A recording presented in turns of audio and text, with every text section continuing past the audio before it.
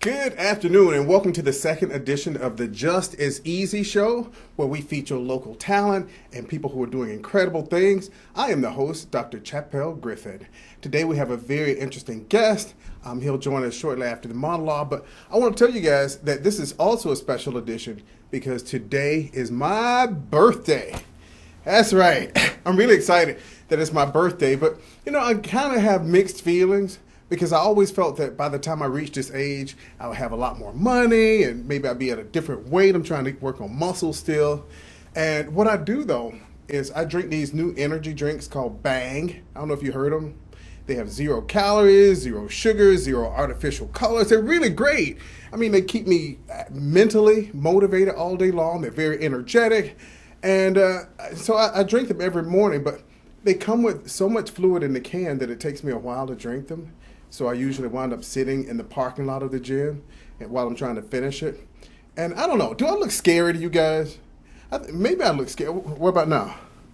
Okay. I wonder if I look frightening to other people. I think I might, simply because I'm just sitting in the car by myself. I'm wearing a hoodie because it's cold. And, I think I might be frightened because of the way these little old white ladies looking at me as they lock their purses up in the trunk of their car. You know what I mean? I think I might give off frightening vibes. But anyway, so I go into the gym this morning, and the first thing that happens is my bowels start to move.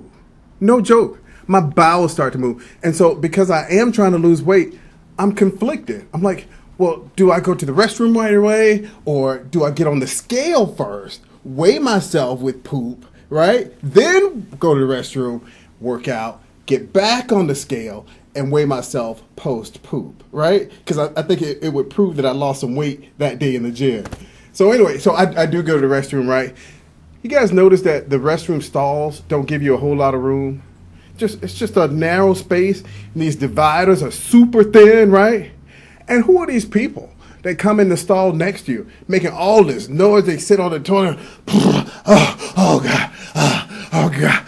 It's like, dude, you're in my ear making this noise. It's like, who raised you, right? It's like, you just don't do that. And usually, I don't know about anybody else, but I'll take my time washing my hands just so I can see who in the world making all that noise. And this morning, it was, big round. He was a Latino guy. Latino brother came rolling out of there. Passed right by the sink. Didn't wash his hands, right? I can't make this up. And, it's the type of person that, is the most friendliest person in the gym, want to shake everybody's hand. How you doing? I'm Frank Feces. How you doing? Frank Feces. How you doing? Nice to meet you. Here's my car. Got to get run. It's just like that. It's like, my goodness. And I know I said he was a Latino brother. I love everybody. I'm not racist. All my friends are very culturally diverse. But, my kids at home sometimes accuse me of being racist. But I'm going to tell you, I'm not racist. Very culturally diverse. But I'm a writer. As you guys know, I wrote quite a bit. I've written screenplays. I've written Your Child is Gifted. If you don't have, you need to get it. But point is, I'm very descriptive with language. So anytime I'm telling you a story, I want to make sure that you can see or envision what I'm trying to tell you, right? But like I said, my daughter especially always accuses me of being racist. I can come home and she always says, if I could be telling my wife, hey, sweetie, I was at the 7-Eleven. I was talking to this Indian guy. And before I can even finish my thought, my daughter's down the hallway saying, Dad, don't be racist. Like, I'm not racist. The darn guy was Indian, right? And so, again, I'm just trying to speak in very specific, descriptive terms so people can envision what it is that I'm trying to say. But anyway, my daughter accuses me of being racist. But I was talking to one of my teachers about it, right? Talking to a white teacher about it. And he says, Dr. Griffin, you should be very proud. All this means is that you've done a great job of raising your kids. Your children are such global thinkers that they'd rather you talk to them about the specifics of what it is that you have to say, let alone race, but they want to hear the substance of what it is that you're trying to communicate. And he says, do this. Do what they do in Europe. He says, anytime they're describing things or speaking in Europe, they put the noun before the adjective. For example, instead of saying blue car, they say car blue. He said, so go home and try that when you're talking to your kids. Change the order of the adjective and the noun. I said, okay. So I go home and I talk to my daughter, right? I want to let her know that, I'm going to try to change and work on some things so that she doesn't think that I am, right? That I am racist, but I'm not. And so I'm telling her, sweetie, you'll be very impressed. Today, and first let me tell you, my daughter's really sweet. She's never said a curse word in her life. All her friends are culturally diverse. I said, hey, Angelique, I was talking to one of my teachers today, and I was talking to one of my teachers, white, and she said, wait, teacher's white? Dad, what the hell are you talking about? It's like, it was the first time I ever heard her say a curse word. It's like, and she'll probably get me for speaking about her now on television. But, kids embarrass us all the time. So I think it's high time that I embarrassed her. What do you all think? I'll tell you, a time my son embarrassed me. Here's what you should know. I was raised in Florida. I was raised in the South by two sets of grandparents, right? We were impoverished. And my grandparents grew up in the Jim Crow South, right? So everything they said to me was, either black or white, this kind of stuff. And by the time I went to school, schools were integrated, but yet, students, especially white students, they had some awkward questions that I had to answer. Like, they genuinely wanted to know, why do black people have such weird names? And why can't black people swim? And why do black people like Kool-Aid? That kind of thing. And it bothered me a little bit because, hell, I did like Kool-Aid. But I didn't know how to answer that question. I figured, there's something I got to do. I got to change my life. And so what I said, when I grow up, I'm going to get a good job, and my kids aren't even going to know what Kool-Aid is, right? They're not going to know what it is. And so I have 4 kids, and for 15 years, my kids didn't know what Kool-Aid was. But then one summer, I let my 9-year-old son go to Florida to spend with my mother-in-law, right? So he did the whole Florida thing. And he came back in August, and we're going shopping. And while we're shopping, we go down the drink aisle. And no sooner we get in front of the Kool-Aid, my son said, oh, Dad, you got to get this. Oh, my God, you got to get this so good. I said, what? He says, this Kool-Aid you got to get. I said, son, we buy Ocean Spray and apple juice and orange juice. Why do you want me to get Kool-Aid? He said, Kool-Aid good. And, meanwhile, this white dad passing by me like, mm-hmm. And it's like, oh, God, son, what did you do to me? Oh, God, take me now. So he embarrasses me, too. But it's all good. And he loves Kool-Aid. And it's all good. And he hasn't been back to Florida, though. He hasn't spent the summer in Florida since he was 9. And everything's fine. And it's not by accident. It's by design. Hey, guys, we're getting ready to go to a commercial break. But when we come back, I have a fantastic guest for you. I hope you get a snack. Come on back. I look forward to having you back. Thank you. And welcome back to the Just as Easy show, where if you're doing something positive, it's just as easy as getting on this show and letting the world know what it is that you're doing. Today I have 2 very distinguished guests. I'd love to introduce them to you. First, we have Mr. Preston Prince, who is the director of the Fresno Housing Authority. And we also have Ms. Adrienne Jones, who is the Fresno Housing Authority chair of the board. So thank you so much for being with us today. We're happy to be here. Thank you. And happy birthday. Let's start with that. It is my birthday. Thank you so much for wishing me a happy birthday. You can give me the gift outside in the parking lot. Or here. No, just kidding. All right, so anyway, I'm so happy that you can be with us today. I want to ask you to talk a little bit about what it is that you do and how it is that you came into doing your current job. Sure. So the Fresno Housing Authority, we are charged with the responsibility to provide affordable housing to this community. So we serve 50,000 people, 18,000 residents from Kingsburg out to Firebaugh and everywhere in between. But we really believe that housing is the launching pad for many things, more than just a roof over the head. It's over one's head. It's about children being able to have stability so they can do well in school. It's about parents having the opportunity to work on their education and their work skills, and then get employment and have wage progression. And it's all about having a place for seniors and people with disabilities to have a good quality of life. Absolutely. I couldn't agree with you more. As you know, I'm a school principal, and prior to that, I was a school teacher. And increasingly we try to place a lot of pressure on students to do well. Teachers give students homework assignments and put pressure on them when the students show up without having their homework done. But there's a Maslow hierarchy of needs that suggests that before we expect students to memorize all these things that we give them and do all this work, students have to make sure that they're safe and secure, and a big part of that is making sure that they have shelter, right? Exactly. So it's knowing, right? Yeah. Were you going to say something? I was just going to say, of course, the stability of housing is first, that is the foundation of anything. So, of course, as a teacher or an administrator, that children coming to school that haven't had a good night's sleep or was worried about where they were sleeping or how they were sleeping are not going to perform in school. That is so true. So talk to me about how was it that you got into Fresno Housing Authority? Oh my goodness! Well, is that a good question? It is. It could be long, so I will try to keep it short. And so first, I wanted to clarify that yes, I am the chair of the board, but we have two boards. We have a city side and a county side, and I am the chair on the city side. So we have a whole other board that has a county chair as well. But she's my favorite chair. Unless the other one is with them. You know how that works. Just depends. But my story actually is a little unique because I was a resident in the Fresno Housing Authority. I came through a very awesome program called the Family Self-Sufficiency Program through HUD and through the Housing Authority that offers you start off creating goals for yourself and the things that you would like to accomplish within a certain amount of time while you have the subsidy for housing. Mm-hmm. And I did that. I went through. I actually went to school. I finished a college degree, three college degrees. Right Thank you. And it was a late bloomer, so I was already almost 40 when I went back to school. But she'll become a doctor soon. Yeah.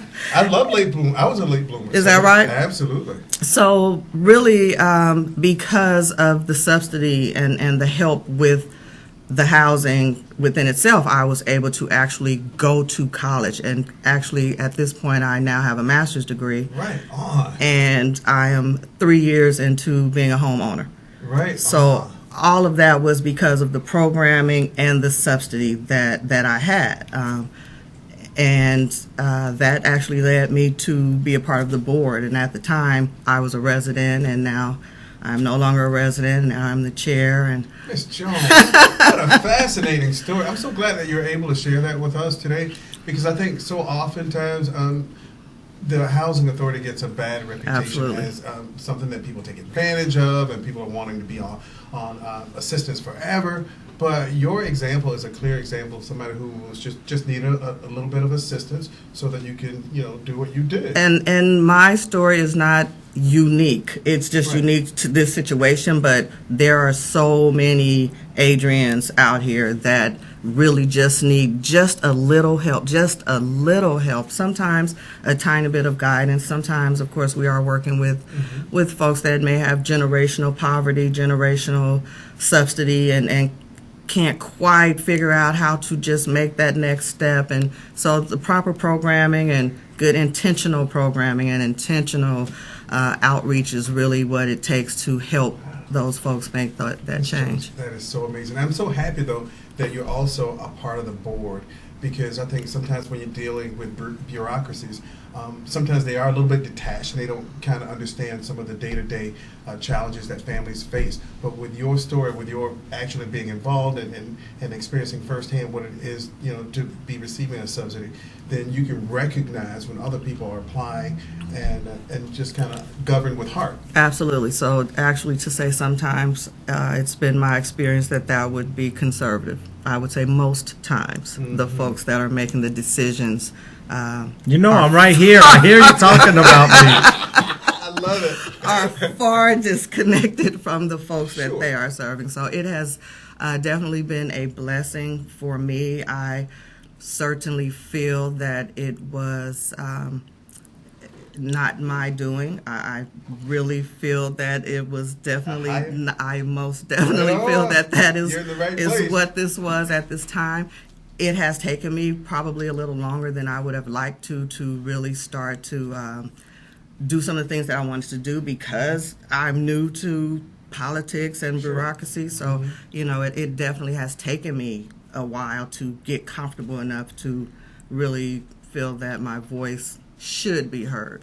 And you definitely should stay at that table. When I was in college, one of my professors said, and he was talking about equity and making sure that all constituents have a voice. And so what he said to me was that you can be sure, if you're not at the table, you can be sure that you're on the menu. Does that make sense to you? It does. It does. does. If you're not, you better be at that table. If you're not at the table, you can be sure that you're on the menu, meaning that people are going to, dog you out and change stories, and call things in a different way. But you need to be there to speak up for those people who you represent. All right, so it's your turn. So tell us about your story about how you were, in public housing. So I have a little different of a path, and I totally understand that. But when I was in college, when I was in undergraduate school, I was not the kid who was born on third base and thought I hit a triple, but I was close, right? Okay. I thought everything that came to me was because of my hard work and my own kind of talents. Sure. And I was in undergraduate school, and I won't say I got woke, but maybe I'm not as asleep as I was, right? Is that a fair way of saying it? That's good, man. So I realized that if we're going to have this competition, that everyone has to start at the same place, and we don't have a fair playing field. Tell me what you mean by that, because I think I understand, but I want you to flesh it out. Yeah, so I think, and Ms. Jones and I have these conversations all the time, when you look at the systems that are in place, when you look at the book called Color of Law, that looks at land use decisions and housing and where people are located and schools and the disparate levels of funding or opportunities for transportation or health opportunities, that there's a negative impact, particularly on people of color. So, or not particularly, but on people of color, particularly African Americans. And so, in Fresno, that kind of plays out in many different ways. The neighborhood that Adrian grew up in Southwest Fresno, the 93706, I think you grew up in 93706, that zip code, the life expectancy is 20 years lower than the life expectancy in northeast Fresno, which is only serious? 8 miles away. Are you talking specifically about African American life expectancy, or are you just talking about across the board? Because there's a difference. There's a gap between African American life expectancy and that of other subgroups. There just is. Oh, there is, and so it's pretty dramatic. What's the inequities of Fresno. So a child born in California has a 90% chance of reaching the age of 60. A white child in Fresno has a 80% chance of reaching the age of 60. A child of color born in Fresno has a 60% chance of reaching the age of 60. Wow. So it is So about it's race. worse, It is about ethnicity. It is about zip code. And so for me, it was all about taking the talents I had and saying I need to focus it on making sure that everyone has an opportunity, that there's access and equity. So does that mean that I have the lived experience that guides me? No, but I try. Sometimes not as good as I should, but I try to make sure that voice is part of the conversation. Because you still have that same core value. You want to do what's right. Exactly. For students who are for people who are underserved. Exactly. So that is awesome. You guys, we're going to take a commercial break. I'm sure it's time. And then we're going to come back with our distinguished guest. Okay, and we're back. And again, we have Miss Adrian Jones, Mr. Preston Prince from the Fresno Housing Authority. All right, so welcome back. I wanted to, because I am a school educator and because I also promote the arts, as I told you guys, in case you forgot, I wrote this book in 2015, Your Child is Gifted. And basically, it's tips and advice for parents who want to get their kids into the entertainment industry. All of my kids kind of delved into the arts a little bit. My youngest son in particular did a lot of work on television as well as commercials, national commercials, where he earned quite a bit of money. So his college is already paid for. And so what would always happen is parents would come up to me all the time and say, "Oh, I saw your son in the Barnes and Noble's commercial. I saw your son on, Ben and Kate and all these kinds of shows." And they say, "How do I get my kids involved?" And so rather than have all these awkward conversations when I'm trying to shop or whatever, I decided to put it together in a book. And the title of the book is Your Child is Gifted. And I truly do believe that all kids are uniquely gifted. And so if you're interested in getting this book, we'll put the information up later so that we can get it into your hands. But that said, I wanted to talk to Ms. Jones about anything that you might be doing, any artistic endeavors that you might be doing with kids. Well, not necessarily artistic, but I am happy actually that you brought that up because my paying job actually is a dual hat. So I'm a social worker for a foster family agency. So I work with foster children, and my approach really is strength-based. We get children that come into the system and automatically labeled bad with behavioral problems, all of these things, never mind the fact that they've been plucked out of their families of origin, usually the neighborhood of origin, sometimes the school. So what do we expect? So I really try to find out immediately what the children's interests are and what are they good at, what are their talents. And a lot of times they don't even realize their raw talents that they can draw. You'll have children that sit in class and doodle all the time and get in trouble for doodling instead of someone focusing on the fact that, wow, their illustrations are wonderful, or their artistic ability, they can draw, they can color. Like, let's take a look at what the strength is in that person or in that child. So that's really my focus when I'm working with the children. Absolutely. So your child is gifted is one of the things that I look at. Wow, you said so much. When you do the kind of work that you do, it's an understatement to say that your work is cut out for you. You've got so much to do. Anytime students are labeled, and oftentimes they are, teachers even, enter their profession sometimes with prejudices about students and their abilities.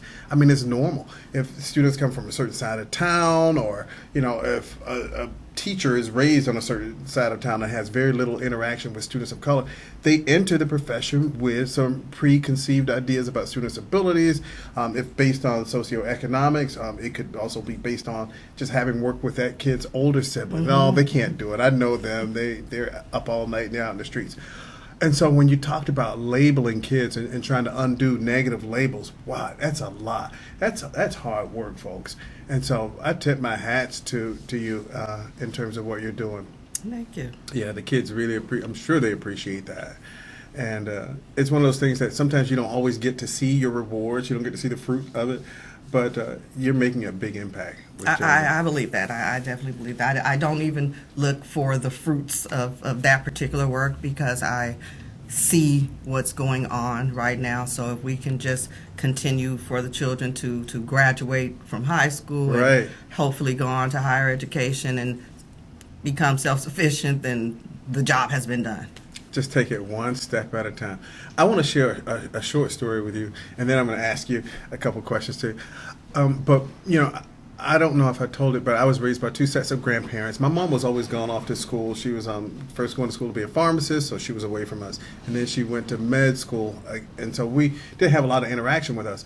But because I was raised in a very small town in Florida, that some of the teachers had actually been my parents' teachers, and so they knew me. And so they knew me better than I knew myself. And so when I was in high school, I was goofing off, especially 11th and 12th grade years. I was hanging out all night. I would show up, at school, just half not paying attention and just being rude to teachers and that kind of thing. And I'll never forget that my French teacher, Ms. Kirkland, pulled me aside. Now, this is talent and wisdom of this teacher. She pulled me out in the hallway. She didn't want to scold me in front of everybody else, which we all know, you just don't do that if you're really trying to make an impact. So she pulled me in the hallway. She says, Chappelle Griffin, she says, you are smart.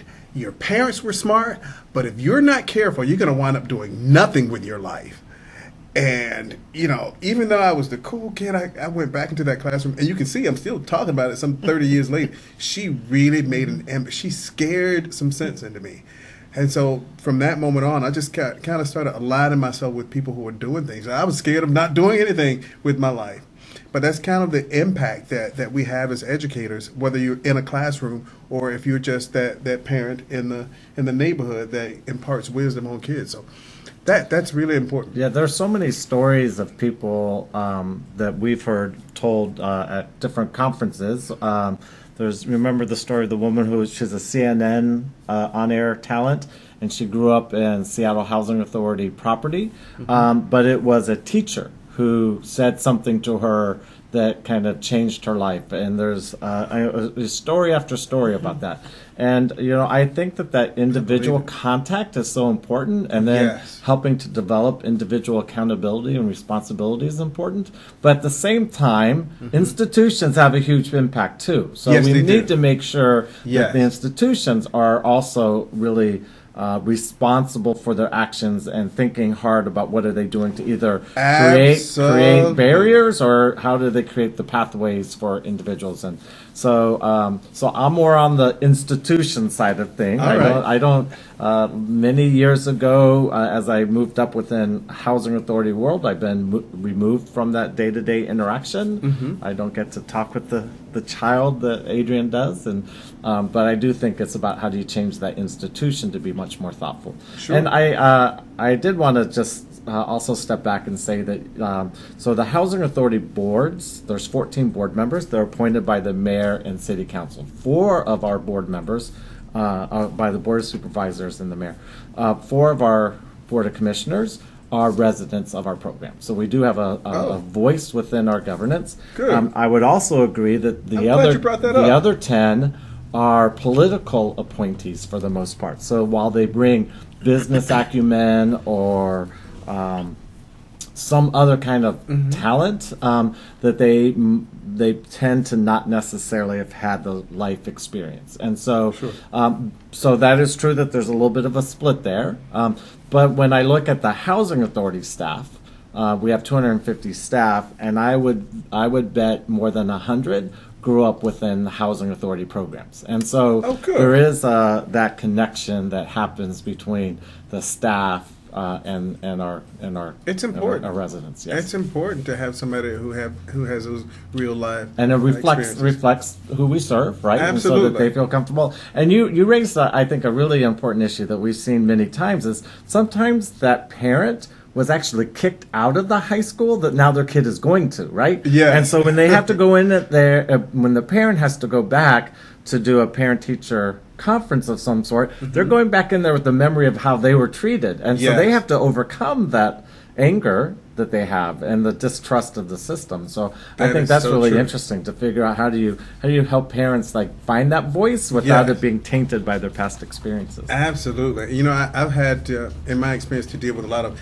angry students, right? And I've had to contact some parents who were angry. But what I found that more often than not, even if a parent has had a bad experience when they were in school, for the most part, parents are really supportive of the school. Like, if they say they want to do whatever is necessary to make sure Malik and Johnny are doing what they're supposed to do, because parents don't want to get those negative phone calls from school. And so part of what I do, though, as a school instructional leader is I tell my teachers at the beginning of the year, you know what, parents are going to receive some negative phone calls from us throughout the course of the year, but let's at least start the school year off by having you make some positive phone calls home, right?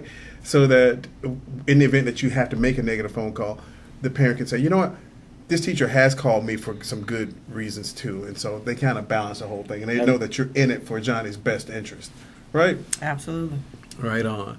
What about scholarships? Because ultimately, we'd like for some of our students, what we like to say now in this whole Common Core State standards era is not all students will choose to go to college immediately after high school. Some will wait a little bit later. But we have a responsibility to make sure that they have the tools that are necessary to be successful, whether or not they choose to go to college.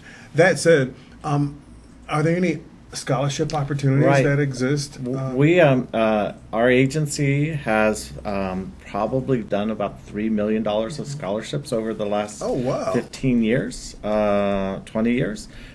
We provide scholarships to seniors who are going on to college, but we also, whether it's college or if it's or some kind of trade school, but we also invest in parents. So if a parent wants to go back, one of our board members, He and his wife both receive scholarships, and they're our age. Is that fair to say? Wow. A little bit younger, right? So they're going back to school. So That anyone is who so who lives good. within our housing can apply. I think we gave out 80 scholarships this year.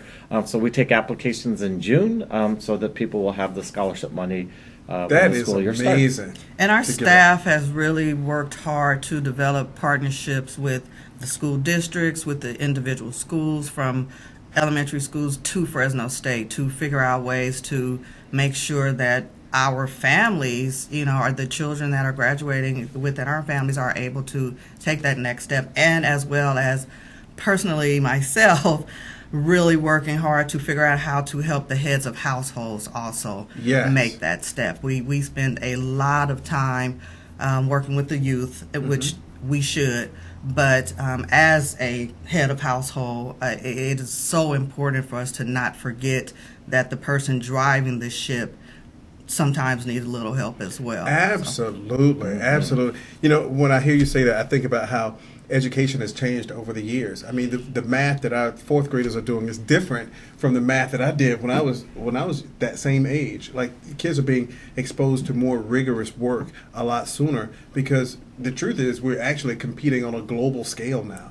Because of technology and that kind of thing, all of a sudden these kids are competing with the likes of Japanese students and kids in Finland, because the world is becoming increasingly a smaller space. And so we do have to do what's necessary to make sure that parents are in the know in terms of what's happening with educational trends. So that's a very important part to bring up. Thank you for bringing that up. And I have to just give a shout out. We have a great partnership with Fresno City College. A number of our scholarship awardees are attending school at Fresno City College, and a large number are going on to Fresno State. That's the #1 school. It sure is. I know. And they won today. They beat Arizona the State. game's over. The game's over. Oh, wow. So yeah, that partnership is amazing. And what happens is President Castro and Mary Castro match the scholarship for any student at Fresno State, and then they meet with them and say, That is they awesome. themselves meet with the students, the scholarship awardees, and I think there's 12 or 13 right now who are at Fresno State, and they make sure that if they have a problem, that they can contact them direct. The student can contact the president of the university. So I think it gives that additional support. If someone's struggling a little bit, that they know someone cares and will If help there them. are issues that people at the top don't necessarily know, it gives students that kind of conduit, that channel. They can actually make issues be known at the top level. It's that whole transparency and connections that students need to know that they're connected to the governing body. Yes. That is really. Now, great. you mentioned that you do some stuff with Fresno City College. Do you do anything with Clovis Community College? My daughter graduated high school this year. She's 18, and she attends Clovis Community College. And man, I'm telling you, I'm ambivalent about her going to college every day. She comes home with the most interesting stories. She's a pretty young 18-year-old girl. Every day she comes home with a story about how somebody's trying to talk to her. And I'm like, oh, that's my baby. She says, yeah, this guy introduced himself to me. He said he's 29. If he's 29, he's really 39. Angelique, run. And so, but anyway, are you doing anything? Are you? Sorry. I know you're not to follow up on that, do you? So the question is, do you do anything with? Sure. So we actually work with State Center, which is all of the community colleges, in or the majority of them. But we have students who are at West Hills and Reedley. So yes, we are happy for our scholarship awardees to go anywhere within any academic institution. But we have other programs particularly with Fresno City College, where we're looking at how to do job training, and particularly in the construction trades. There's a conversation we're having with the Metro Black Chamber with Tara Lynn about how do we help the individuals who are working with the Black Chamber and Fresno City to actually get employment opportunities through the house, not employment, but contracts through the Housing Authority and other public agencies. So you mean like internships, externships? No, I'm talking about like if we put out a bid for construction. To get some work, some contracts. Oh, I see. Oh, that's important. So our Housing Authority really prides itself to moving past the brick and mortar of the actual house, and Okay. really going past just the development and really trying to figure out what's going on with the people, you know. And it takes a lot. It takes a lot of development to have a payroll that you can afford folks to do the work besides the development and to really get into the programs, which is really where a lot of agencies kind of fall short, not having the programs for the people. So Preston and his staff really, really works hard to try to figure out what's going on with the people. How can we help the people? Because HUD is not calling us saying, let me give you guys 10,000 more vouchers. You need to work with the vouchers that you have. You need to figure out how to help the folks that are already being served Sure. go to the next level so that the folks that are homeless and need the vouchers can come in. And and so the staff, it's a year-round, every day, So constant. you have to prioritize and make sure that you're serving the neediest. Or we do get the phone call from HUD that says, we want you to do an enrichment center, which is a job training program, and it's about educational opportunities for kids and health, Sure. and it's about wellness and restoration, right? About spiritual restoration. Sure. And they say, we want you to do this, and oh, by the way, we're going to give you no money for it. So it's like, well, so you know, Just you're like asking learning a how lot. to fly a plane while you're in the air Well, already. But you make it happen. It's the things that we want to do, and it's the things that we're doing. So we can't rely upon federal funding. We have to figure out the local partnerships. And so we have so many partnerships with faith-based organizations, community-based nonprofits. We have lots of volunteers coming to our properties, and we're thinking of ways, pathways and connections and networks for our residents so that they can, pursue the lives that they want. Awesome. All right, we're going to go into the commercial break. When we come back, we're going to have Justice Griffin perform one of his songs. But I want to thank Mr. Preston Prince for being on the show. Ms. Adrian Jones, thank you so much. We're going to have you on in the future as well. Absolutely. Thank you so much. Thank you.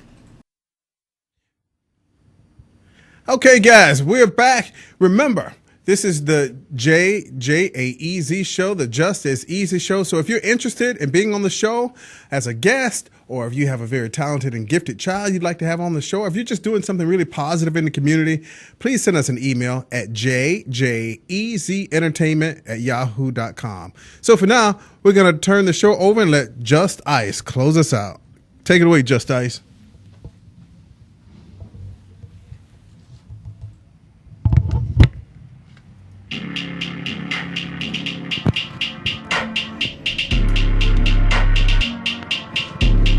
Yeah.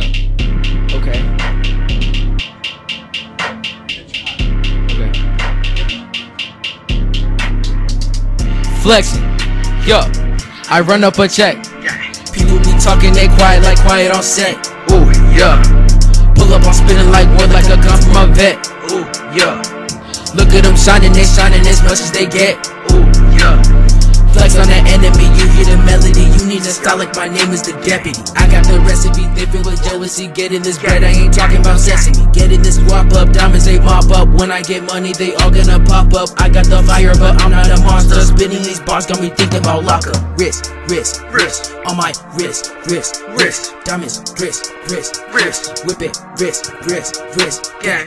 I'ma run up and then do me the dash. Don't look mistaken, I do not love cash. Whoa, I just be slinging no slash. Whoa, I did the monster gas. Wrist, wrist, wrist, on my wrist, wrist, wrist. Diamonds, wrist, wrist, wrist. Whipping, wrist, wrist, wrist. Bang, spitting that talking fuego. Looking on my kind of back roast. Counting up the money pesos. Counting up the money pesos. Run up a check and I don't really care. If you wanna hate on me, it's all in the air. People talking and talking and talk. When I come up, it's gonna be your fault. Run up a check and I run it up. Ooh, I go bananas like monkey in zoo. I'ma skirt off and a go so blue. I'm going hard like I'm crazy glue. Wrist, wrist, on my wrist, wrist, wrist. Diamonds, wrist, wrist, wrist. Whipping, wrist, wrist, wrist. Ay, wrist, wrist, wrist. On my wrist, wrist, wrist. Diamonds, wrist, wrist, wrist. Whipping, wrist, wrist. Ay, ay, ay.